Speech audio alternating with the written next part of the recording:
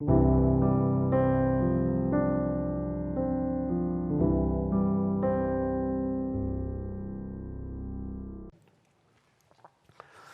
말씀은 별을 따라서 아기 예수를 찾아온 동방박사 이야기입니다. 그리스도인이 아니어도 잘 아는 내용 중에 하나입니다. 찬란한 별이 한쪽에 있고 낙타를 탄 세 사람이 그려져 있는 크리스마스 카드 덕분일 겁니다. 사실 내용을 제대로 잘 아는 경우는 그렇게 많지가 않습니다. 우선 그 카드의 그림과 달리 3명보다는 훨씬 많았을 것으로 추정할 수 있습니다. 황금, 유향, 모략, 대단한 재물을 가지고 먼 여행길에 세 사람이 간다는 것, 사실 그렇게 안전한 그런 시대가 아닙니다. 또 동방이 많은 사람의 추정처럼 메소포타미아, 지금의 이락이라면 직선 거리로만 해도 500km가 훨씬 넘는 것이고요. 산 넘고 물 건너면 그 갑절의 여행입니다. 몇 달을 가야 되는 그 여행입니다. 또 요즘처럼 내비를 찍고 정확하게 예수 그리스도가 있는 곳에 도착한 여행도 아닌 것 같습니다. 예루살렘에 도착해서 왕으로 나신 이가 어디에 계시냐 그렇게 묻고 있지 않습니까? 헤롯 왕이 소환한 대제사장과 서기관들은 정확하게 어디인지 알았습니다. 미가서 5장 2절의 예언에 따라서 베들레헴 에브라다야 너는 유다 족속 중에 작을지라도 이스라엘을 다스릴 자가 내게로 나올 것이라. 놀라운 것은 이렇게 정확하게 아는 사람들이 동방박사를 따라 같이 경배하러 나서지 않았다는 것입니다. 헤롯은 정적이 나타났다고 생각하고 죽일 음모를 꾸밉니다. 그러니까 이것은 굉장히 낭만적이고 목가적인 그림이 아닙니다. 굉장히 정치적인 그리고 참극이 예고되고 있는 모습조차 있는 일입니다. 왕궁을 나선 박사들은 다시 별을 만났을 때 크게 기뻐했다. 최상급의 표현의 기쁨 가운데 마침내 예수 그리스도를 만나게 됩니다. 아기 예수입니다. 황금과 유향과 모략의 예물을 드리고 경배한 후에 고향으로 돌아갔습니다. 꿈에 헤롯에게 돌아가지 말라는 지시를 받고 다른 길로 갔습니다. 이야기는 여기서 끝납니다. 많은 여운이 남고요. 그 안에는 깊은 영적 진리가 담겨 있는 이야기입니다.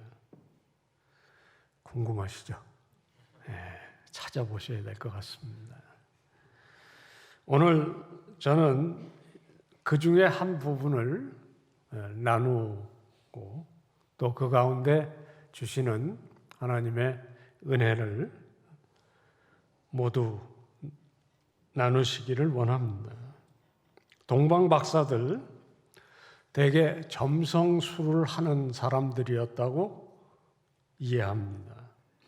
점성술은 하늘의 별들의 운행을 연구해서 미래도 점치고 운명도 알아내려는 고대의 기술입니다. 마술적인 능력을 이제 파악해서 삶의 불확실성도 극복하고 통제하는 힘을 가지려는 고대의 기술입니다. 5,000년 전에 메소포타미아에서 시작됐다고 알려져 있습니다. 또 이것을 할 수 있는 사람들은 아주 높은 신분에 있는 사람들이었고 대부분이 왕족이었다고 합니다. 오늘 동방박사라고 부르는 사람, 고대 영어 성경에는 왕들이었다 그렇게 표기를 하고 있습니다. 이 세상 일만 해도 충분히 머리가 아픈데 왜 하늘의 일까지 알아보려고 사람들은 노력했을까요? 하늘의 일이 땅의 인간 역사에 영향을 미친다고 믿었기 때문입니다. 현대 과학의 시각에서 보면 미신이지만 사실 오늘날도 살아있는 이런 일입니다. 이것은 과학이라기보다는 종교에 가깝습니다. 이 세상 일, 이 세상의 원리로만 파악이 안 되니까 천상에서 벌어지는 일에 대해서 알고 싶어 하는 것은 종교적인 갈망입니다. 하늘을 보면서 그래서 별의 움직임을 보고 알고자 했던 것이 무엇이었든 간에 이것을 했던 이 동방 박사들의 일과는 오늘날 연구자들과 크게 다르지 않았을 것입니다. 관찰하고 기록하고 또 서로 의견을 나누고 그렇게 인생을 보냈을 겁니다. 그러던 박사들의 일과에 도저히 그것을 지속할 수 없는 어마무시한 사건이 일어난 거죠. 보도 듣도 못한 별이 나타난 것입니다. 여러분들도 아시는 대로 고대에는 이런 별들은 큰 인물의 출생을 뜻합니다. 이들이 더 이상 일상을 지속할 수가 없을 정도의 사건입니다. 뭔가를 해야 했습니다. 그 별의 주인을 찾아서 경배를 해야 되겠다고 나서게 된 거죠. 먼 길이었습니다. 이들이 유대 땅이라고 특정하게 된 것은 추정이 가능합니다. 이들이 살던 메소포타미아는 유대인들이 바벨론에게 끌려가서 70년이나 살았던 곳이고 이 즈음에도 남은 유대인들이 살고 있는 곳이었습니다. 유대인에게는 구약 성경이 있고 민수기 24장 17절에 한 별이 야곱에게서 나오며 한 규가 이스라엘에 일어나서라는 예언이 있습니다. 열방의 통치자가 메시아가 유대 땅에서 날 것을 예언하는 것입니다. 아마 동방 박사들이 이 별과 이 말씀을 연결시켰던 것 같습니다. 성경은 가끔씩 좀 우리들의 생각을 조금 뛰어넘는 그런 기록들이 있습니다. 하나님께서 우리의 구주가 되시는 예수 그리스도 구약의 메시아 보내시기 위해서 아브라함을 택하시고 이스라엘을 만드시고 그들에게 선지자를 보내서 이 말씀들을 기록해 전하셨는데 그것만 하신 것이 아닙니다. 때때로 이 성경의 역사 바깥에 있는 인물들에게도 하나님께서 신비한 또는 일반적인 역사를 통해 하나님의 뜻을 계시했던 것이 성경 곳곳에 있습니다. 신학적인 용어로 이것을 일반 계시라 그렇게 불러요. 별이 여기서 약속했던 메시아 그리스도의 탄생을 전하고 있는 것입니다. 하나님은 이스라엘의 하나님, 유대인의 하나님이 아니라 천지의 하나님이시고 구주를 보내실 때 결국에는 이방인들에게도 이 복음을 전하시기 위함이라는 것을 살짝 보여주는 부분이기도 합니다.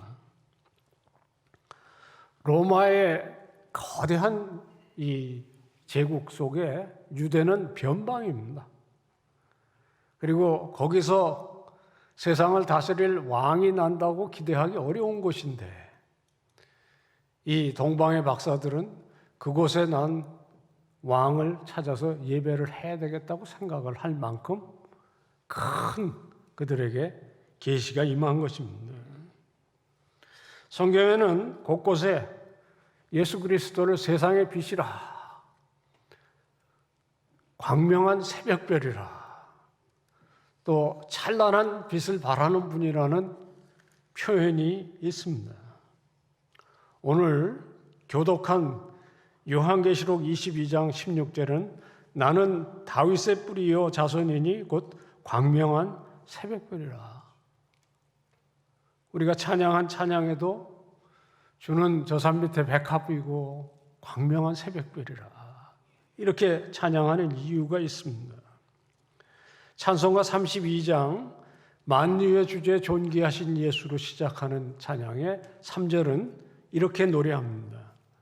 광명한 해와 명랑한 저 달빛 수많은 별들 빛이나 주 예수 빛은 더 찬란하여 참 비교할 수 없도다. 이런 빛이 비쳤기에 그것을 본 동방 박사들이 일상을 중단하고 모든 일을 내려놓고 예수 그리스도를 찾아서 나선 것이죠. 그때만 이 빛이 뜨는 것이 아닙니다. 이 빛은 창조 이래 모든 사람에게 비치는 빛입니다. 지금은 더 찬란하게 빛납니다. 바로 이 시간이 이 말씀을 여러분들에게 찬란한 빛으로 비추고 있는 것 아니면 무엇이겠습니까? 하나님은 모든 인류 다 구원받는 길에 나서기를 원하십니다. 누구나 복음의 비춤을 받아서 생명길에 들어가기를 원하십니다. 남녀노소 지금도 온갖 방법으로 이 빛을 인류에게 비추는 것이고 우리도 우리 부모님을 통해서나 또는 어떤 특별한 계기에 이 복음을 접했으니까 이 시간에 나와 있는 것이고 이곳에 온 일에 늘 강단을 통해서 하나님의 말씀을 펼 때마다 이 빛의 비추음을 받게 되는 것이거든요. 오늘도 이 빛은 모든 인류에게 찬란하게 떠오릅니다. 우리가 할 일은 장로님 기도처럼 아멘하고 순종하고 이 빛을 따라서 예수 그리스도를 만나게 되는 것입니다. 문제는 오늘날 찬란한 빛을 바라는 별들이 너무 많아요. 제가 이제 아재 개그를 하나 할 참입니다. 별을 스타라고 불러요, 영어로. 무슨 뜻인지 잘 아시죠? 스스로 타락한 것이 스타라 그럽니다. 오늘날 많은 사람들이 이 스타가 자기가 따라가는 표적이에요. 강남 스타일만 그런 게 아닙니다. 다 연예인병에 걸려가지고 특별히 젊은이들 그것이 자기가 따라갈 별이라고 생각하고 따라가는 경우 어마무시하게 많습니다. 유치원, 초등학교 다 연예인이 꿈이에요. 천문학자들은 스타를 조금 다르게 정의를 하더라고요. 스타가 뭐냐? 스스로 타는 별이래요. 우리가 잘 아는 스스로 타는 별 딱 하나 있습니다. 태양입니다. 목성, 수성, 금성, 지구, 화성 이건 별이 아니죠. 스스로 타면서 빛을 내는 게 진짜 별이거든요. 스스로 타는 별을 따라서 우리는 살아가는 참된 진리의 길로 나아가는 성도들이 되어 그 온전한 인생의 참된 길로 갈 수 있습니다. 동방 박사들은 별을 따라서 알지 못하는 길로 나섰는데요. 그것은 그들 앞서 수천 년 전에 아브라함이 갔던 그 길입니다. 믿음의 조상의 아브라함처럼 동방 박사도 이 별을 따라서 갔던 것이지. 아브라함이 우상을 버리고 하나님의 여호와의 약속만 믿고 따라간 것 똑같습니다. 여러분과 저도 이 말씀을 따라서 지금 이 자리에 나와 있습니다. 세상의 구주를 만나는 소망을 품고 매주 예배 시간에 기대를 품고 나오는 거죠. 동방 박사가 이 모든 것을 보고 또 성경을 통해서 어렴풋하게나마 그 의미를 알고도 아유 귀찮다. 뭐 이 빚은 또 지나가겠지. 이랬으면 어떻게 될 것 같았습니까?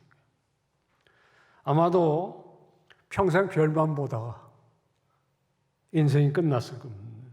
중요한 거는 말씀에 빚이 비칠 때마다 아멘 순종하고 최대한 그 빚을 따라 사는 것입니다. 우리가 그 복을 받아 이 자리에 있는 것입니다. 사랑하는 우리 충신의 귀한 성도님들, 이 귀한 말씀의 비춤을 늘 충만히 받는 가운데 여러분의 삶이 복되고 복되시기를 축원합니다. 그런 결단과 수고를 마다하고 별을 따라 떠났는데 도착한 곳이 베들레헴의 예수 그리스도가 아니고 헤롯의 궁이었다. 조금 놀랍습니다. 베들레헴은 헤롯 궁에 굉장히 가깝습니다. 예루살렘에서 뭐 6, 7km, 많아야 8km 정도 되는 바로 근처에 거의 근처에 왔는데 뭔가 잘못된 거죠. 예수가 아니고 헤롯을 만나게 됐습니다. 이게 잘 안 신다고 생각했던 동방박사 이야기가 뭔가 내가 생각하지 못했던 부분들이 있구나 그렇게 느낄 겁니다. 저도 그렇습니다. 이번에 이 설교를 준비를 하면서 궁금한 게 훨씬 많아졌습니다. 오늘 한 설교에 담아내지 못할 많은 부분, 앞으로 더 저도 들여다봐야 될 부분들이 굉장히 많아졌어요. 뭐 궁금증도 있습니다. 그래서 이 사람들이 예수 그리스도를 만나고 돌아갔는데 왜 그 다음에 얘기는 성경에 없을까? 엄청 궁금해졌어요. 뭐 또 그것을 추정하는 이야기들도 굉장히 많더라고요, 보니까. 뭐 그것은 중요한 것 같지 않습니다. 우리가 분명한 것은 하나님의 말씀은 어린 아이들도 깨달을 만큼 분명한 핵심 메시지가 있습니다. 아래층에 내려가서 유초등부 아니면 글자도 모르는 어린 아기들도 하나님의 말씀을 배워서 구원에 이릅니다. 그래서 말씀이 그렇게 어려운 것이 아니에요. 그렇지만 공부를 많이 한 세계적인 대학자라도 여전히 하나님의 말씀 가운데는 신비도 있고 더 연구해야 될 것들이 가득하거든요. 그래서 저 같은 사람이 계속 설교하면서 살 수 있는 거거든요. 하나님의 말씀은 정말 어린 아이가 들어가서 찰방찰방하고 놀 수 있는 그 얕은 풀이기도 하지만 대양과 같은 깊이가 있어서 우리들이 푹 잠겨 은혜에 헤엄칠 수도 있는 그런 것입니다. 오늘 제가 이 말씀을 전하는 이유는 신앙의 세계가 그렇게 깊고 깊다 하는 거 함께 생각할 수 있기를 원해서입니다. 우리가 평생 말씀을 듣고 배우고 살아가지만 여전히 우리는 하나님의 나라에 온전한 지식에 이를 때까지 이 길을 가야 합니다. 주일 예배만 나오는 것이 아니라 금요 성경 공부에도 나오고 말씀에 배울 수 있는 기회가 있을 때마다 시간과 물질을 아끼지 않고 우리들이 노력해야 되는 이유가 바로 여기에 있습니다. 그저 피상적으로 아는 것에 만족하고 내가 경험한 기도의 체험 또 신앙의 경력 거기에 만족하시지 않으시기를 축원드립니다.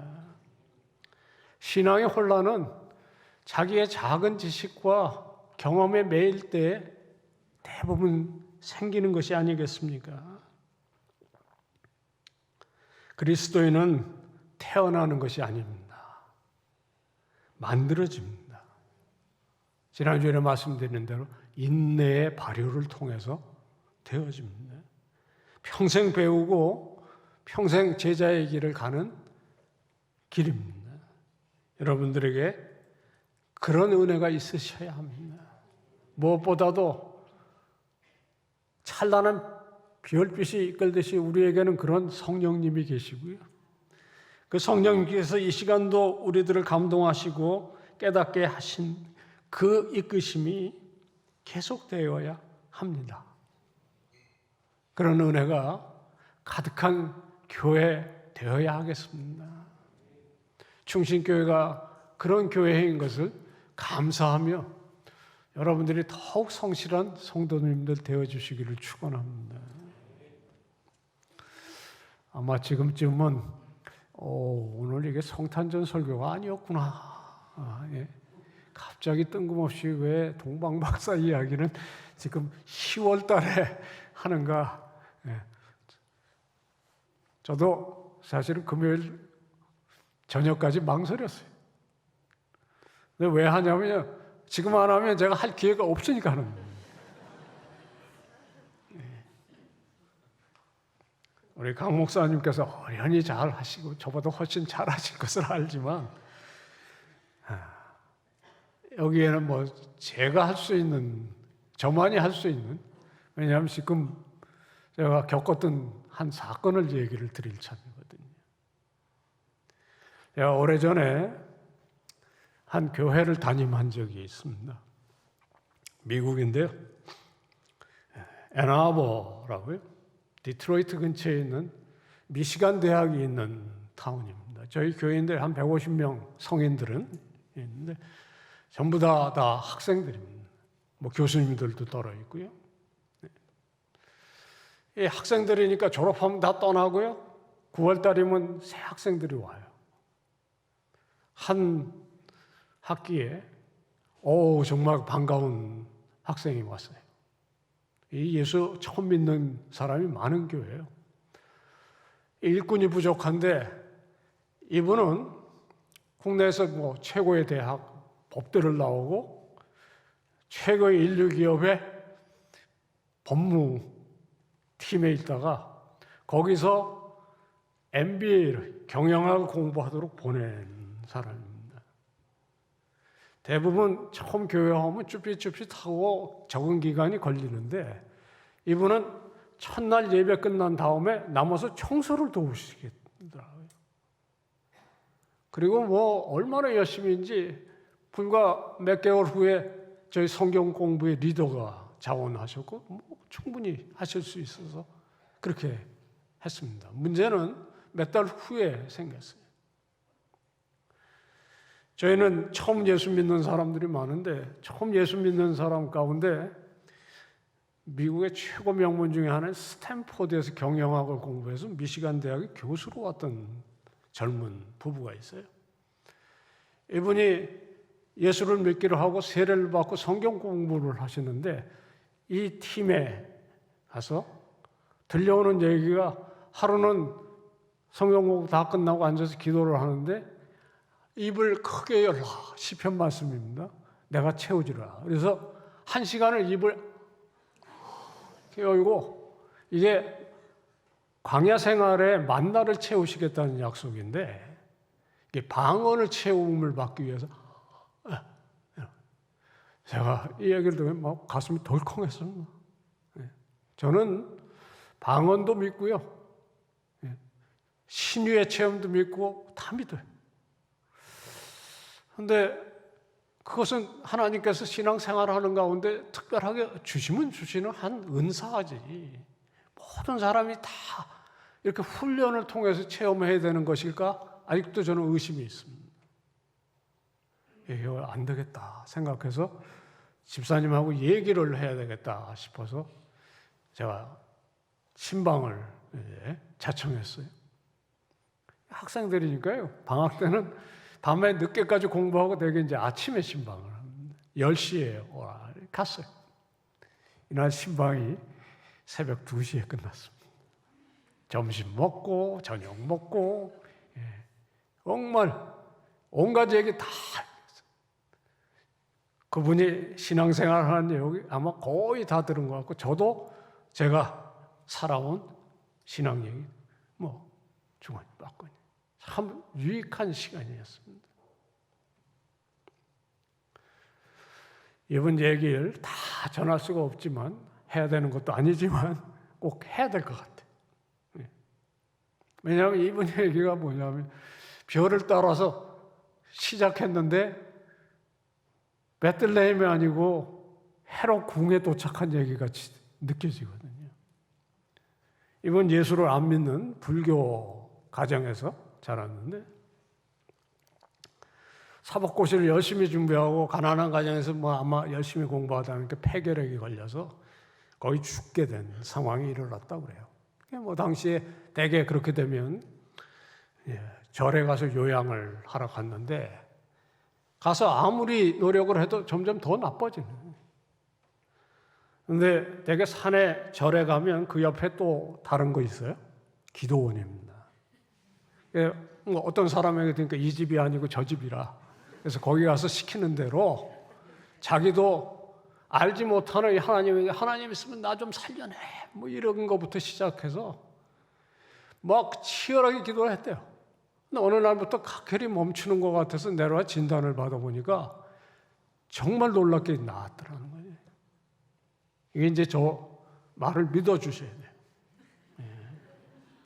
그래서 나았다는 거예요. 그래가지고 나와서 내려오는 즉시 내가 이제 교회에 다녀야 된다 생각하고 큰 교회 가봐야 나 같은 사람 쓸모없으니까 작은 교회를 가서 내려오는 교회 그 산 자락에 작은 교회에 출석하기 시작했는데 아마 이 교회가 신유, 방언, 아마 은사 이런 걸 강조하는 교회였던 것 같아요. 나중에 알고 보니까 이 집사님 사모님이 누구냐 그 목사님 딸이에요. 하여튼 영향을 이렇게 받아서 열심히 신앙생활하고 거기서 집사도 되고 했는데 그날 이 얘기를 주고받고 거의 얘기가 끝나고 돌아올라오는데 저한테 질문을 하나 하시는 거예요. 그런데 제가 정말 궁금해서 그러는데 예수는 왜 믿어야 됩니까? 이 깜놀이죠. 예수는 왜 믿어야 됩니까? 자기는 예수를 알기 전에 방언도 했고 신유의 체험도 했고 온갖 거 다 한 거예요. 사실은 예수에 대해서 조금씩 알아가게 된 건 세례 받기 시작할 때고 세례 받기 준비할 때고 그러면서 아직도 마음속에 저한테 그렇게 아마 긴 시간 서로의 마음을 털어놓고 얘기한 끝이니까 이걸 할 수 있었던 것 같아요. 풀리지 않는 질문 중에 하나님만 믿으면 되지 그 하나님하고 지금 직통하고 있는데 예수는 왜 믿어야 돼? 와, 저는 넌 평생 예수를 믿는 그런 질문 처음 당해봤어요. 얼마나 당황했는지 몰라요. 그래서 일어나려고 그러다가 얘기가 시작된 게 이제 새벽까지 간 거예요. 제가 온갖 머리를 짜서 말씀드린 내용이 이겁니다. 하나님께서 우리를 긍휼히 여겨서 몸부림치고 매달릴 때 하나님께서 은혜를 베푸시는 건 맞습니다. 나도 그랬습니다. 그런데 우리가 정말 불쌍해서 그런 게 아니고 우리는 사실 에덴 동산에 아담이 타락하고 하와가 타락한 일에 하나님의 저주의 대상인데 하나님께서 우리를 죽이시고 지옥에 보내도 마땅한 죄인들인데 그렇게 안 하시는 이유 예수 때문입니다. 하나님께서 육신을 입고 이 세상에 말구유에 천한 모습으로 오셨을 뿐만 아니라 끝내는 그 능력에 하나님이 바다도 잠잠케 하시고 온갖 병을 치유하시는 능력의 메시아가 세상을 정치적으로 뒤엎는 것이 아니고 십자가에 정말 허망하게 죽음을 당하여 그것이 하나님의 화목 제물이 되어서 우리에게 이 영생의 구원을 주셨다는 것이 복음의 메시지고, 사실 유대인들을 통해서 쭉 증거한 내용이 바로 이것입니다. 그래서 구약 성경은 다른 민족과 백성처럼 축제가 되면 난리치고 법석해 하는 게 아니라 양을 잡아서 피를 흘리는 그런 예표로 되어 있는 것입니다. 그래서 간단하게 얘기하면 지금 여러분과 제가 여기에 있는 이유는 우리가 간절한 마음, 우리가 뭔가 공로가 있어서가 아니지 않습니까? 우리가 한 주간의 삶만 돌아봐도 주님 죄송하고 송구하고 어떤 때는 정말 교회 가기 싫을 때 있을 수 있어요. 그럼에도 불구하고 이 자리에 감히 나올 때 주님 예수 그리스도의 공로를 의지해서 나옵니다. 그게 우리의 담대함이에요. 우리는 더 이상 하나님의 진노의 대상이 아니라 주님의 딸이고 아들입니다. 할렐루야. 정말 우리는 주님의 자녀입니다. 기도할 때마다 주여 내가 공로 없사오나 예수님의 이름으로 기도합니다. 바로 이게 우리 복음의 핵심 아닙니까?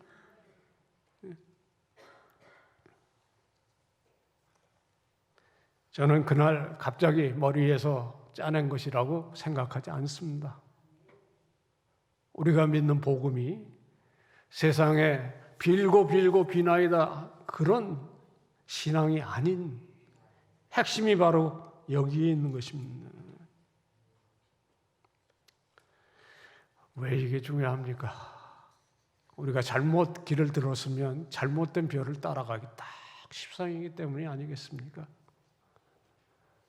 아까 제가 우스개같이 스타들을 따라가고 연예인을 따라가는 잘못된 별을 쫓는 삶에 대한 얘기를 하지만 한국 교회마저, 오늘날은 교회마저 이 병에 걸려 있는 것이 아닌가. 우리들이 돌아봐야 되는 때가 된 거 아니겠습니까? 10월 달은 종교개혁이 있는 것을 기념하는 달입니다. 우리가 별을 따라 그리고 사랑하는 마음으로 이 자리에 있는 그 예수 그리스도는 의리의리한 헤롯궁의 황금 요담에 잠들고 있는 아기가 아닙니다. 정말 낮고 천한 자리에 태어나실 때는 마국간의 말구여에서 가난하고 가장 천대받던 목자들의 경배로부터 시작해서 전혀 복음의 전통에 상관없는 먼 곳에서 온 이 동방박사의 예배를 받으신 분이십니다. 핵심은 낮고 천한데 오신 가난하고 그리고 십자가에 죽으신 예수. 우리가 그 예수를 믿고 있습니다. 그리고 그분의 십자가의 은혜 때문에 우리들이 온갖 복을 주님에게서 받습니다. 이것이 복음인데 이것이 빠진 물질적인 축복, 세상적인 성공 중요해요. 하나님께서 주시면 할렐루야 감사한데 또 그리 하실 줄로 믿고 우리들이 말씀에 순종을 하지만 그것이 목적이 아니지 않습니까? 한국교회와 적어도 충신교회는 바른 별을 따라가야 할 줄로 믿습니다. 방법이 있죠. 첫째는 그 초자연적인 현상 별을 따라서 박사들이 도착한 곳이 말구유에 태어난 예수였다는 것입니다. 평범한 마리아와 요셉의 아들로 오신 하나님이십니다. 이런 이야기는 다른 종교에 없습니다. 사람을 사랑해서 육신을 입고 세상에 희생 제물로 오시는 예수 그리스도예요. 주는 살아계신 하나님의 아들이지만 동시에 고난받고 우리를 위해 죽으시는 그리고 부활하시는 주님이십니다. 헤롯 궁에서 대제사장과 서기관을 한번 생각해 보십시오. 알기는 기가 막히게 아는데 믿지를 않으니까 나아가지 않는 거거든요. 제가 하나님의 은혜로 좀 공부를 많이 길게 했잖아요. 심지어는 신학자들 가운데도 이런 예수를 믿지 않는 사람들이 있다는 것은 비극입니다. 왜 그렇습니까? 참된 빛의 비추심을 받아 따르지 않기 때문입니다. 우리가 그런 학문이 없어도 정말 성경이 명료하게 보이는 유대 땅 베들레헴의 아기로 오신 예수 그리스도가 우리의 구주라는 것을 믿고 고백하는 복이 있으니 얼마나 감사합니까? 그 길을 끝내 붙잡고 가시기를 축원드립니다. 동방박사 이야기의 가장 중요한 것은 마지막 두 절인 11절, 12절에 있습니다. 이들이 예수께 나온 곳은 무슨 정치적인 의도가 있어서 온 것 아닙니다.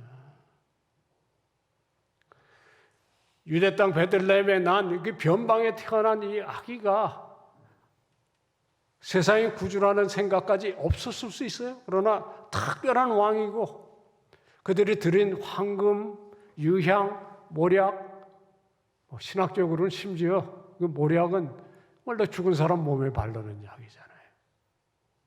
예수님의 죽으심과 부활까지도 여기서 얼뜻 볼 수 있다. 그렇게 해석하는 사람도 있을 정도입니다.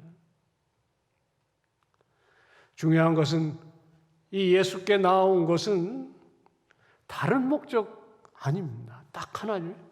경배하러 나왔다. 그것을 가장 기뻐하면서 했다는 것입니다.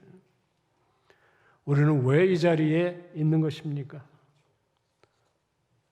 나 같은 죄인 살리신 주 예수 감사. 그런 감격이 없으면 성경을 통째로 외우는데 무슨 유익이 있겠습니까? 신비 체험, 온갖 방언의 은사에 사실 교회적으로 말하면 강남에 어마무시한 대성전을 세우고 세상을 놀라게 한들 무슨 유익이 있겠습니까? 한국교회는 도대체 어떤 예수를 따라가는 것일까요? 우리는 정말 이 유대 땅 베들레헴에 나 같은 죄인 살리러 육신을 입고 온 예수 그리스도를 이 자리에서 예배하고 있는 것일까요? 아니면 내가 생각하는 그 사실은 우상인 그 잘못된 별을 쫓아가고 있는 것일까요? 오늘 이 말씀 가운데 정말 내가 늘 사랑하면서 예배의 자리에 나오는 그 하나님 예수 그리스도 가운데 우리에게 임하시는 예수를 만나고 늘 따르면서 그리스도의 제자다운 삶 살게 해 주시옵소서. 그것이 나의 복이고 그것이 나의 신앙 고백되게 해 주시옵소서. 여러분들의 복이 되시기를 주의 이름으로 축원합니다. 은혜로우신 주님, 저희를 이 자리에 불러 늘 마음에 태양과 같은 복음의 빛 비춰주심을 고맙고 감사합니다. 우리들의 삶이 이 빛의 비춤을 받아 하나님의 인도하심을 늘 받는 가운데 영생의 기쁨으로 가득한 복의 복을 허락해 주옵소서. 예수님의 이름으로 감사하며 기도하옵나이다.